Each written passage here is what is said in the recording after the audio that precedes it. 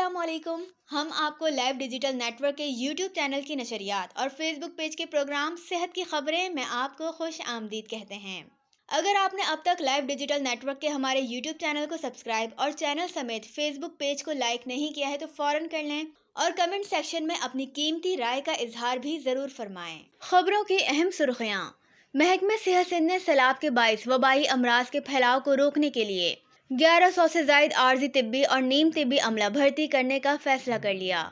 عالمی ادارے صحت نے ابھی بھی کرونا وائرس کو عالمی مسئلہ بتا دیا. 4 روز سے سندھ بھر کے سرکاری ہسپتالوں کے او پی ڈیز کی بندش، لاکھوں غریب لاچار مریض طبی سہولیات سے محروم. محکمہ صحت مکمل طور پر اپنی ریٹ قائم کرنے میں بے بسی کی تصویر بن گیا. D G health F I R درج کرانے کے کاغذی مراسلے جاری کر رہے ہیں،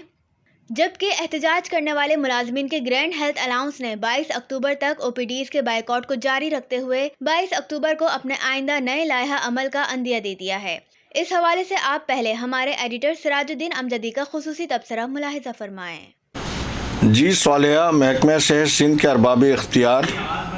اور ملازمین کے مابین ہیلتھ رسک الاؤنس کے بارے میں جاری مذاکرات میں بدھ کو تعطل پیدا ہو گیا ہے، جس کے بعد دونوں فریقین اپنی اپنی حکمت عملی طے کرنے میں مصروف بتائے جاتے ہیں. حکومت سندھ نے محکمہ صحت کے ملازمین کی رسک الاؤنس سمیت ان کے دیگر مطالبات کے حوالے سے جاری تحریک کو بے اثر بنانے کے لیے محکمہ صحت کے ارباب اختیار کو اس تحریک کے رہنماؤں کے خلاف قانون سرگرمیوں کی تفصیلات اور ان کے متعلقہ افسران سے طلب کرنے پر غور کے علاوہ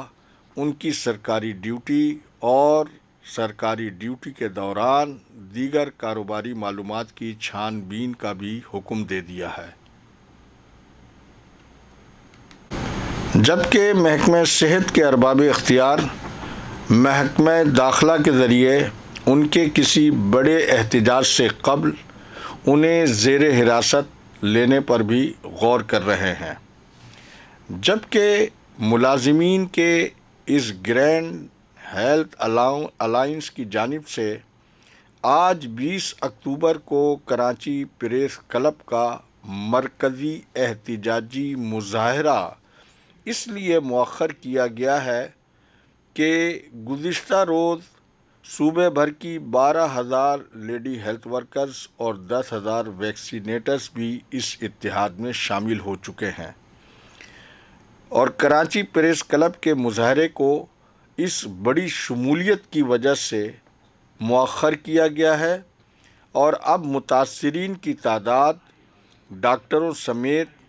پہلے سے شامل اس میں 7 مختلف تنظیمیں ہیں جو طبی اور نیم طبی عملے کی ہیں. وہ 22 اکتوبر ہفتے کو پریس کانفرنس کے ذریعے اپنے آئندہ لائحہ عمل کا اعلان کرنے جا رہے ہیں. اس سے محسوس ہوتا ہے کہ محکمہ صحت کے ملازمین اب فیصلہ کن انداز میں وزیر اعلیٰ ہاؤس پر دھرنا دے کر حکومت کو بیک فٹ پالیسی پر لے جانا چاہتے ہیں. جبکہ یہاں یہ امر بھی دلچسپی سے خالی نہیں ہے کہ وزارت خزانہ کی جانب سے ہیلتھ الاؤنس کے خاتمے کی سمری کو صوبائی کابینہ نے 4 روز میں منظور کر لیا، جبکہ اسی کابینہ کی سب کمیٹی جس کی سربراہ خود وزیر صحت ہے اور اس کمیٹی میں 2 صوبائی وزراء کے علاوہ مشیر قانون اور 1 وزیر اعلیٰ سندھ کے مشیر بھی شامل ہیں، یہ سب کمیٹی ملازمین کے ٹائم اسکیل پروموشن سمیت دیگر مطالبات کے لیے 2.5 ماہ سے سیلاب کے بہانے اپنا اجلاس ہی منعقد نہیں کر پا رہی ہے، جس سے ملازمین میں اور حکومتی اس رویے کے باعث سخت نہ صرف اشتعال اور بے چینی پائی جا رہی ہے بلکہ حکومت اور ملازمین کے مابین فاصلہ بھی بڑھتا جا رہا ہے. جی صالحہ، اب آپ کا دوسرا سوال. محکمہ صحت سندھ میں متنازع اکاؤنٹنٹ خلیل احمد بھٹو کی تقرری کا حکم نامہ اس لیے منسوخ کیا گیا جیسا کہ میں نے کل بھی بتایا تھا کہ اس انتہائی حساس نوعیت کے معاملے میں وزیر صحت ڈاکٹر عذرا فضل پجوہ کو اعتماد میں نہیں لیا گیا تھا۔ محکمہ صحت کی مافیا نے محض اپنے مفادات کے لیے یہ کوشش تیسری بار کی اور اس میں بھی انہیں ناکامی کا سامنا کرنا پڑا۔ میری معلومات کے مطابق سیکریٹری صحت نے ایڈیشنل سیکریٹری مولا بخش شیخ، جو اس کھیل کے اہم کردار بتائے جا رہے ہیں، حکم نامے کی اجازت تو دے دی، لیکن وہاں پہلے سے موجود افسر کے لیے خاموشی اختیار کی، اور اسی نکتے پر director health services doctor Abdulhamid Jamani, جو ایک منجھے ہوئے اور ٹھنڈے مزاج کے افسر ہیں، جب خلیل بھٹو نے اپنی جوائننگ کے لیے انہیں بااثر سیاسی سفارشی فونز کروائے اور وہ خود وہاں جوائننگ کے لیے دفتر پہنچ بھی گئے، تو عبدالحمید جمانی نے بڑے ٹھنڈے انداز میں اس فیصلے پر عمل درآمد کو ہیلڈ کر دیا اور اس حساس نوعیت کے معاملے کو بخیر و خوبی پایۂ تکمیل تک پہنچانے میں انہوں نے وزیر صحت کے حکم کا انتظار کیا۔ واضح رہے کہ جب وزیر صحت کے علم میں یہ لایا گیا کہ کراچی کے نو تعمیر شدہ 15 ہسپتالوں کی سامان کی خریداری کے لیے مختص 2 ارب روپے کے اجرا کے بعد خلیل بھٹو کی دوبارہ سابقہ پوسٹ پر تقرری کی پراسرار کارروائی عمل میں آئی ہے، تو ذرائع کے مطابق وزیر صحت آپے سے باہر ہو گئیں، جبکہ میری معلومات کے مطابق خلیل بھٹو نے منگل کے روز اس حکم کی منسوخی کو رکوانے کے لیے اپنے ایک کلیگ کے ذریعے آخر وقت تک بڑی پرکشش پیشکشوں کے ساتھ انہیں مجبور کیا کہ وہ کسی بھی طرح انہیں فہیم چاچڑ کے پاس دفتر یا ان کے گھر لے چلیں اور اس آرڈر کو رکوانے میں ان کی مدد کریں، لیکن ان کے کلیگ نے تمام تر پرکشش پیشکشوں کے باوجود کہا کہ وہ ایسا کر کے اپنے ڈیتھ وارنٹ پر دستخط نہیں کر سکتے ہیں، جس سے خلیل بھٹو کو بہت ہی مایوسی ہوئی اور ان کی تقرری کی منسوخی کے حکم نامے کا اجرا عمل میں آ گیا۔ جی صالحہ، آپ کے سوال کے تیسرے حصے کے مطابق سندھ ہائی کورٹ کے چیف جسٹس کی سربراہی میں 18 اکتوبر کو 2 رکنی بینچ نے محکمہ صحت سندھ کی جانب سے نرسنگ کے داخلوں کے لیے صوبے کے ڈومیسائل کی شرط کا جو حکم نامہ جاری کیا گیا تھا، اس حوالے سے پہلی سماعت ہوئی، جس میں chief justice Sindh high court نے دوران سماعت ریمارکس دیے کہ نرسز اور پیرامیڈکس کی کوئی حد سرحد نہیں ہوتی ہے۔ اس مقدمے کے حوالے سے میں اپنے ناظرین کو یہ بتا دینا چاہتا ہوں کہ محکمہ صحت سندھ کو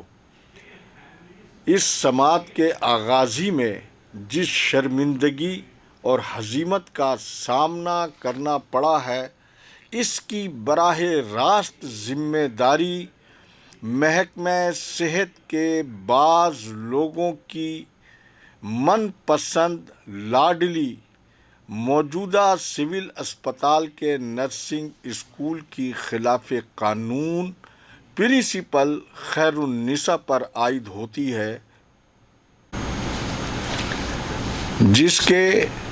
جاہلانہ اقدامات کی وجہ سے محکمہ صحت سندھ کو اعلیٰ عدالت میں آج یہ دن دیکھنا پڑا ہے۔ پھر یہ ایک ایسی پرنسپل ہے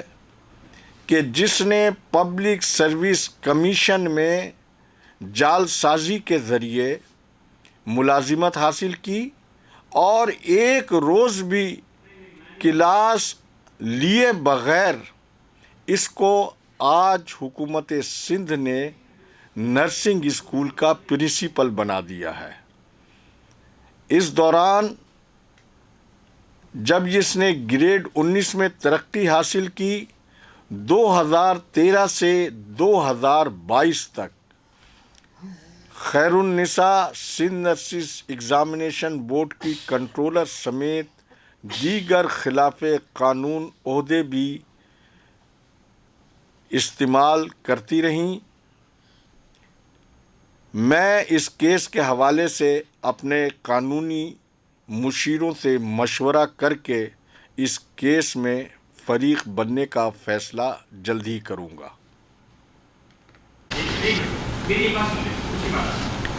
جب محکمہ صحت سندھ نے یہ کوشش کی تھی فریقین کو بلا کر کہ وہ سندھ ہائی کورٹ میں داخل کیے گئے اس مقدمے کو واپس لے لیں، لیکن غالباً کسی بھی فریق نے حکومت سندھ کی درخواست کو قبول نہیں کیا، اور اب یہ تنازع سندھ ہائی کورٹ میں chief justice Sindh high court کے سربراہی میں 2 رکنی بینچ کے سامنے زیر سماعت ہے۔ اسی کے ساتھ اجازت چاہتا ہوں۔ شکریہ۔ ہمارے سینئر طبی صحافی سراج الدین امجدی کا خصوصی تبصرہ جمعے کو ملاحظہ فرمائیں۔ اب خبروں کی تفصیل ملاحظہ فرمائیں۔ سیلاب کے باعث سندھ میں وبائی امراض کے پھیلاؤ کو روکنے اور کم کرنے کے لیے رواں ماہ کے دوران محکمہ صحت سندھ نے medical officers, staff nurses, health workers عارضی طور پر بھرتی کرنے کا فیصلہ کیا ہے، جس میں medical officers 110، staff nurses 110، health technician 60، community mid wife اور 710 ہیلتھ ورکرز بھرتی کر کے سیلاب سے متاثرہ 12 اضلاع میں انہیں تعینات کرنے کا فیصلہ کیا ہے۔